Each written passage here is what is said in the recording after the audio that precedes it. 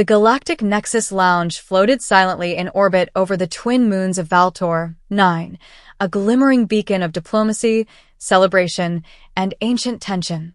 Inside its vast, transparent dome, hundreds of alien species mingled beneath pulsing lights, translucent waterfalls, and hovering holograms of ancient treaties. It was a historic night, the signing of the Unified Peace Accord, the first interstellar treaty that would bind rival empires together. The atmosphere was electric. Tension hung in the air like static. Among the crowd of diplomats, warriors, and scientists, one figure stood apart, a tall, reptilian being with striking azure eyes. His name was Commander Shah Talvar of the Zalari Dominion, a species known for their militant past and strategic genius. His presence signified either unprecedented peace or imminent war. Chapter 1. The Weight of Legacy. Shah stood near the entrance, scanning the crowd.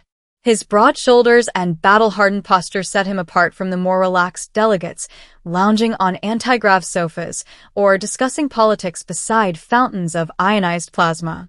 He wasn't here to relax. He was here to ensure that the mistakes of the past were not repeated. The holographic representation of the Accord hovered in the center of the lounge, slowly rotating, lines of light encoding thousands of pages of agreements, clauses, and oaths. It looked beautiful, but to Shah, it felt fragile, like the first frost before a storm. Commander Talvar, a melodic voice chimed behind him.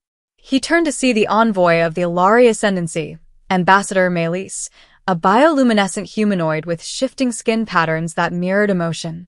Her presence had always unsettled him, not because of any hostility, but because of what she represented: trust, vulnerability, and the terrifying concept of peace.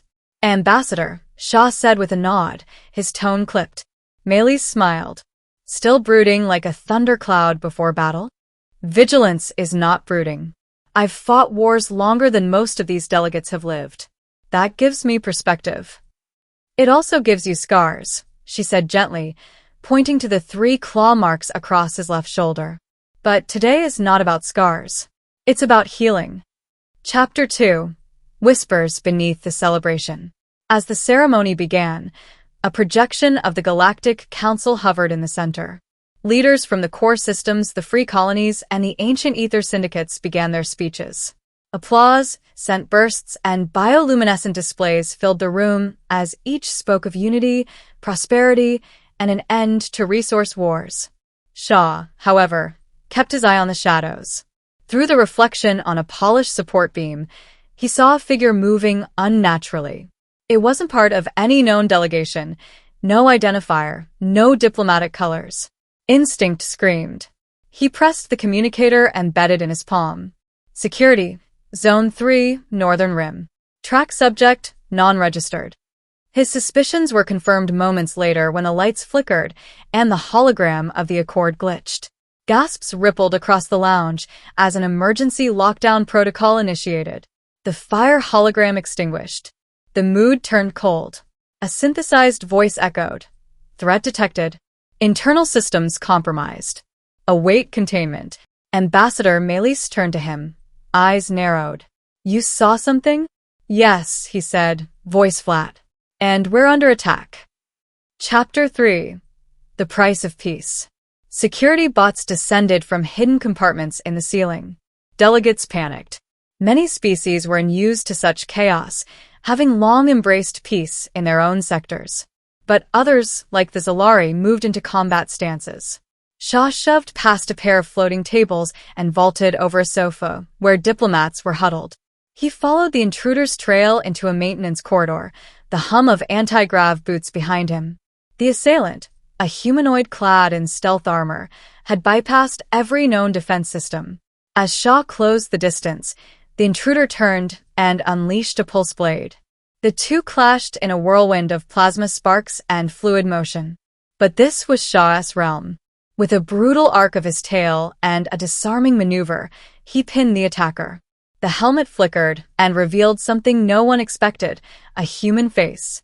Chapter 4. Earth's Forgotten Children. Identify yourself, Shah growled, tightening his claw around the human's throat. The man coughed. You don't get it. They left us. The Accord, it's a lie. A cover-up. Security officers arrived, weapons primed. Melis stepped through behind them, eyes wide. Who is he? She asked. Human. Rogue faction. Possibly from the outlier systems, Shaw replied. The man sneered. You're shaking hands over ashes. The Galactic Accord means nothing if entire colonies were sacrificed to make it happen. Earth abandoned us in the War of Silence. We became ghosts, mercenaries, raiders, scavengers. And now they want to silence us again. The room fell quiet. Even the security bots hesitated. Shaw loosened his grip. Then speak. If what you say is true, now is the time. Chapter 5. Echoes of the Past. Hours passed. The rogue human, identified as Kale Drayan, was brought before the council. He was no terrorist. He was a survivor, one of the children of lost Earth colonies left behind during the worst of the war centuries ago. His people had grown up believing the galaxy had forgotten them. His data chip contained records, old war logs, audio transmissions, even video footage showing how some factions of the current signatories had knowingly sacrificed fringe colonies to broker temporary peace. The lounge was silent. The holographic flame returned, flickering as if sensing the moral firestorm now burning in the room. This changes things, Melis whispered. Shaw nodded.